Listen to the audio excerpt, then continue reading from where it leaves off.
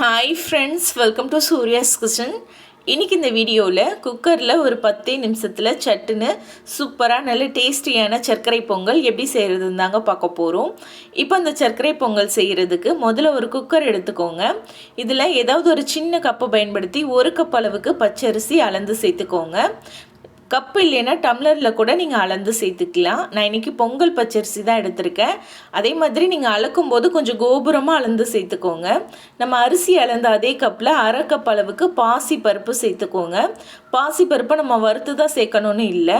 பாசி பருப்பை சேர்த்துட்டு இப்போ இந்த அரிசியும் பருப்பையும் தண்ணி ஊற்றி ஒரு தடவை நம்ம நல்லா கழுவி எடுத்துக்கலாம். தண்ணி ஊற்றிட்டு அரிசி பருப்பை நல்லா கழுவிட்டு தண்ணியை வடிச்சிட்டு எடுத்துக்கோங்க. இப்போ இந்த தண்ணியை நம்ம வடித்து எடுத்துட்டு இப்போது நம்ம அரிசி எடுத்த அதே கப் எடுத்துக்கோங்க. அதில் ஒரு 4.5 கப் அளவுக்கு தண்ணி சேர்த்துக்கோங்க. 1 கப் அரிசி 1/2 கப் பருப்பு எடுத்தோம். ஸோ அதுக்கு 4.5 கப் அளவுக்கு தண்ணி சேர்த்துக்கோங்க, கரெக்டாக இருக்கும். இப்போ அதே கப்பில் 4.5 கப் அளவுக்கு தண்ணி சேர்த்தாச்சு. இப்போ இந்த குக்கர் நம்ம மூடி போட்டு மூடி வச்சிடலாம். ஒரு 10 நிமிஷம் அரிசி பருப்பு நல்லா ஊறட்டும். 10 நிமிஷம் ஊறினாலே போதும். 10 நிமிஷத்துக்கு அப்புறமா இப்போ பார்த்தீங்கன்னா அரிசியும் பருப்பும் நல்லா ஊறி வந்திருக்கும். ஊறினா சீக்கிரமாக நல்லா வெந்துடும், நல்லா மசிய வரும். இப்போ நம்ம குக்கரோட மூடி போட்டு மூடி ஸ்டவ்வில் வச்சு ஒரு மிதமான தீயில் ஒரு 4 விசில் விட்டு எடுத்துக்கோங்க. இப்போ அரிசி பருப்பு வேகிற சமயத்தில் நம்ம வெல்லத்தை காய்ச்சி எடுத்து வச்சுக்கலாம். அதுக்கு ஒரு சின்ன பாத்திரம் எடுத்துக்கோங்க. இதில் 2.5 கப் அளவுக்கு உருண்டை வெல்லத்தை பொடி பண்ணி சேர்த்துக்கோங்க. எந்த கப்பில் அரிசி எடுத்தீங்களோ அதே கப்பில் வெல்லத்தை அளந்து சேர்த்துக்கோங்க.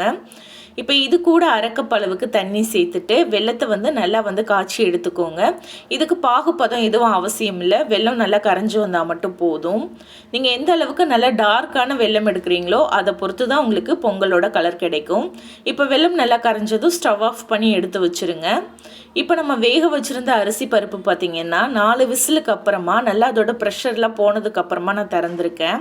இப்போ அரிசி பருப்பை நல்லா கரண்டி வச்சு நம்ம மசிச்சு விட்டுக்கலாம்.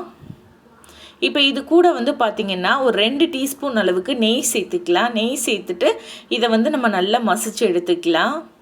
அரிசியும் பருப்பும் நல்லா குலைவாக வெந்திருக்கணும் உங்களுக்கு பொங்கலுக்கு.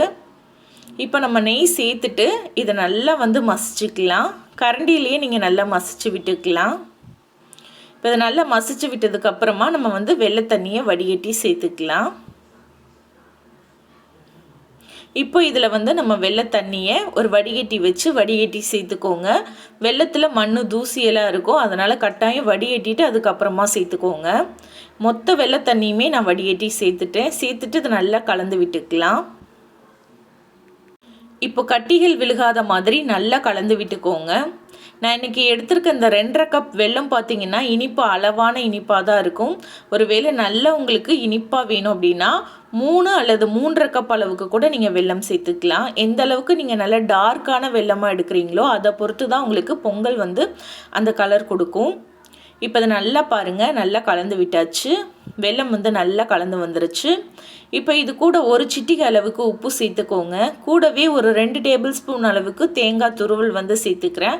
தேங்காய் துருவல் சேர்க்குறது ஆப்ஷனல் தான், வேணும்னா நீங்கள் சேர்த்துக்கோங்க. அப்படி இல்லைன்னா தேங்காவை சின்ன சின்ன பல்லாக கட் பண்ணிவிட்டு நெய்யில் வறுத்து கூட நீங்கள் சேர்த்துக்கலாம். இப்போ தேங்காய் துருவல் சேர்த்து நல்லா கலந்து விட்டாச்சு. ஸ்டவ்வை இப்போது மிதமான தீயிலேயே வச்சுட்டு நல்லா கலந்து விட்டுக்கோங்க. இப்போ இது கூட நம்ம ஒரு சின்ன குழிக்கரண்டியில் ஒரு 2 டேபிள் ஸ்பூன் அளவுக்கு நெய் விட்டு கொஞ்சமாக முந்திரி பருப்பு சேர்த்து செவந்ததும் கொஞ்சமாக திராட்சை சேர்த்து திராட்சை நல்லா உப்பி வர வரைக்கும் பொரிய விட்டுட்டு அதுக்கப்புறமா பொங்கலோடு சேர்த்துக்கோங்க. இது கூடவே வாசனைக்காக ஒரு 1/2 ஸ்பூன் ஏலக்காய் தூள் சேர்த்துக்கோங்க. ஏலக்காய் தூள் இல்லைன்னா ஏலக்காவை கூட ஒரு 2-3 ஏலக்காவை நீங்கள் பிச்சுட்டு இது கூட சேர்த்துக்கலாம். சேர்த்து நல்லா கலந்து விட்டுருங்க. இப்போ அவ்வளோதான், நம்மளோட பொங்கல் ரெடி ஆயிருச்சு. கடைசி இது கூட ஒரு கடுகு அளவுக்கு பச்சை கற்பூரம் சேர்த்துக்கோங்க. சேர்க்கும்போது நல்ல வாசனையாக இருக்கும். அதிகமாக சேர்க்கக்கூடாது, கொஞ்சமாக கடுகு அளவுக்கு மட்டும்தான் சேர்க்கணும். இப்போ சேர்த்துட்டு இதை நல்லா கலந்து விட்டுக்கோங்க. இப்போ அவ்வளோதான், நம்மளோட பொங்கல் ரெடி ஆயிருச்சு. நல்லா கலந்து விட்டுட்டு ஸ்டவ் ஆஃப் பண்ணிக்கோங்க. இப்போ அதில் கடைசியாக ஒரு 2 டீஸ்பூன் அளவுக்கு நெய் சேர்த்துக்கோங்க. எந்த அளவுக்கு நீங்கள் நெய் சேர்க்குறீங்களோ அந்த அளவுக்கு பொங்கல் நல்லா அல்வா மாதிரி சாப்பிட்றதுக்கு ரொம்ப டேஸ்டியாக இருக்கும். இந்த மாதிரி நீங்கள் செஞ்சீங்கன்னா பொங்கல் கஞ்சி மாதிரி நீர்த்து போகாமல் ரொம்ப டேஸ்ட்டாக சூப்பராக இருக்கும். இப்போ அவ்வளோதாங்க, பொங்கல் வந்து ரெடி ஆயிருச்சு. ஸோ கண்டிப்பாக இதே மாதிரி அளவுகளில் இதே மாதிரி நீங்களும் செஞ்சு பாருங்கள். செஞ்சு பார்த்துட்டு எப்படி வந்ததுன்னு மறக்காமல் கமெண்ட்டில் சொல்லுங்கள். இந்த பொங்கல் ரெசிபி உங்களுக்கு பிடிச்சிருந்தா லைக் பண்ணி ஷேர் பண்ணுங்கள். சப்ஸ்கிரைப் பண்ணல அப்படின்னா மறக்காமல் சப்ஸ்கிரைப் பண்ணிக்கோங்க. இதே போல் நாளைக்கு ஒரு சூப்பரான ரெசிபியோடு நான் உங்களை மீட் பண்ணுறேன். தேங்க்யூ.